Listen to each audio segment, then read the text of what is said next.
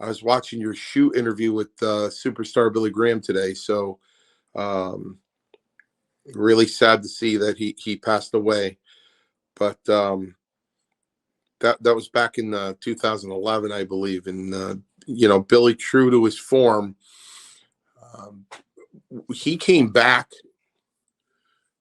He had the gi gimmick, right? He was doing the karate stuff when I was in when he came back. Um, I kind of marked out when I saw him because I cried like a baby in '77 when I was 11 years old when he beat Bruno. you know, so yeah, but very sad.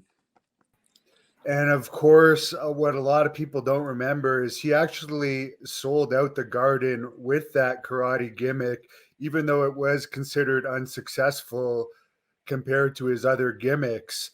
I mean, they were selling out with over 20,000 back then. It wasn't what they'd call it today, a 10 or 12,000 sellout. Right. And with Billy passing, since you grew up kind of in the era, it was slightly before you got in WWE and started wrestling. I guess you would have been in high school during his championship run. Do you have a favorite match or a favorite feud that you saw him in during that time? I when he took the belt from Sammartino, like I was 11.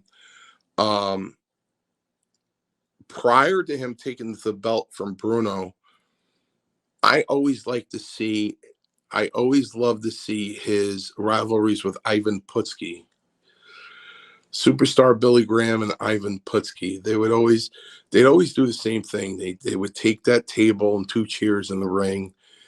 And, Putski wasn't the Putski of the 80s back in the 70s. He was more of that powerlifting kind of guy, just a big bruiser kind of looking guy. And they put that table and the two chairs in there.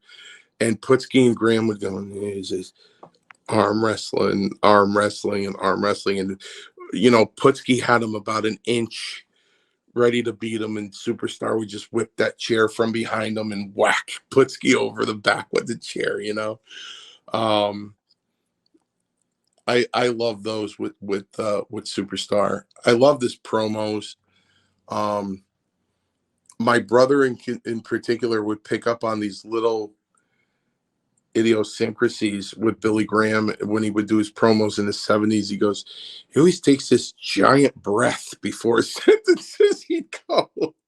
He'd always take the big breath, and he was fun to watch, and a lot of people are saying today that he's way ahead of his time. I mean, I was showing my wrestling student last night with that strongbow match.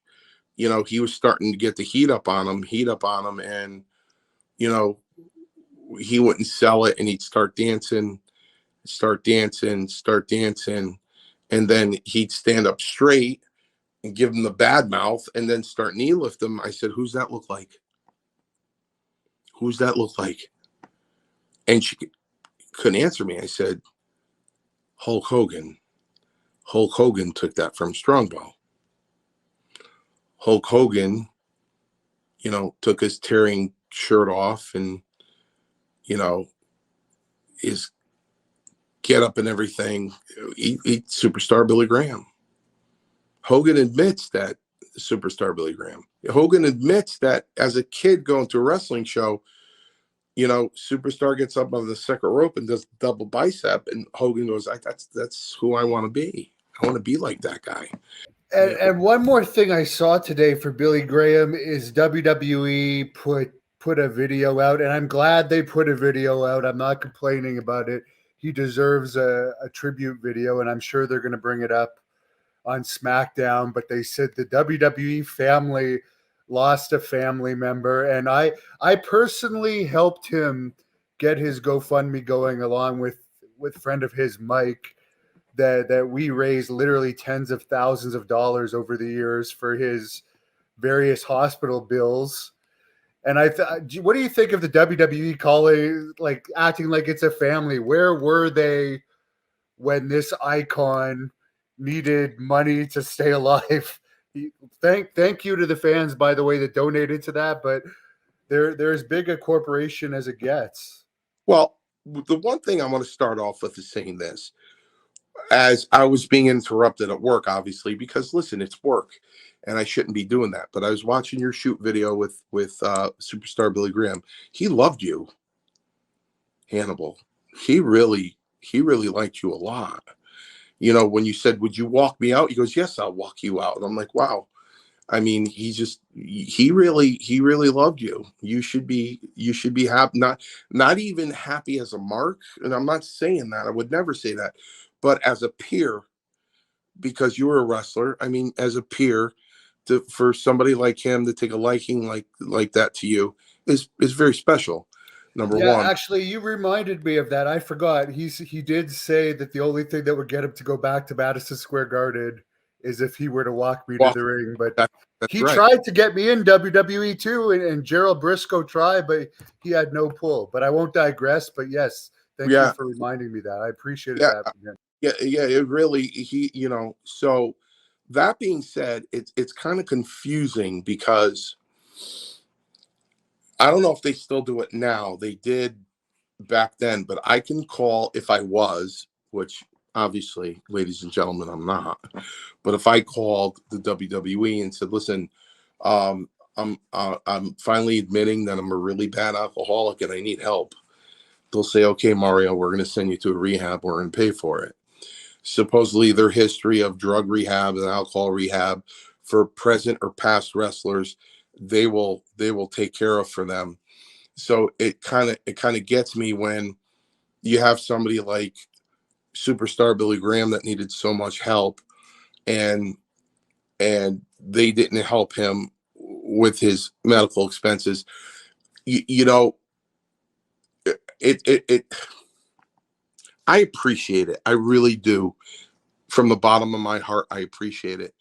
But I get kind of I get thrown back. It kind of takes me back when somebody goes, well, you were a carpenter. You were so important in an integral part of the business. And even Steve Lombardi makes a good point where they should bring back jobbers because you know what, the attendance would be better because you got a star against a jobber, and the people pay the money to see the star against the star.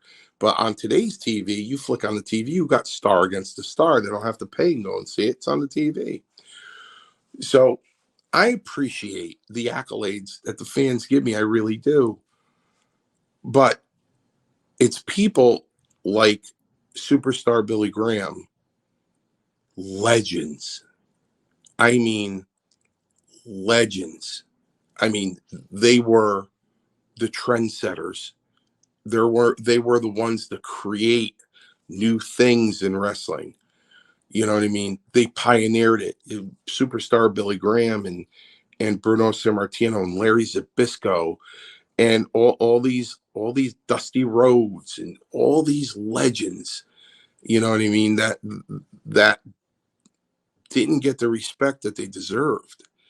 You know what I mean? Superstar Billy Graham was huge. It was huge, and I know probably to the minute he died. And I don't know if you believe it, Hannibal, but I do. I do. And I wish I had the ability to go back in time and say, not that I have anything against Hulk Hogan. I have nothing against him. And to look at Hulk Hogan and go, we changed our mind. It's not going to be you. It's going to be Billy Graham. We're going to take superstar Billy Graham. We're going to repackage him. And he's going to go forward with all this WrestleMania stuff. He's going to be the guy. And in my heart and in my wrestling mind, he could have done it and he could have carried it. A fan pointed out that apparently Billy Graham used Eye of the Tiger in 1982 before Hulk Hogan. So there's another thing that you could add to this stolen I believe list. I believe it. Billy Graham was the Pied Piper, man. Everybody followed him.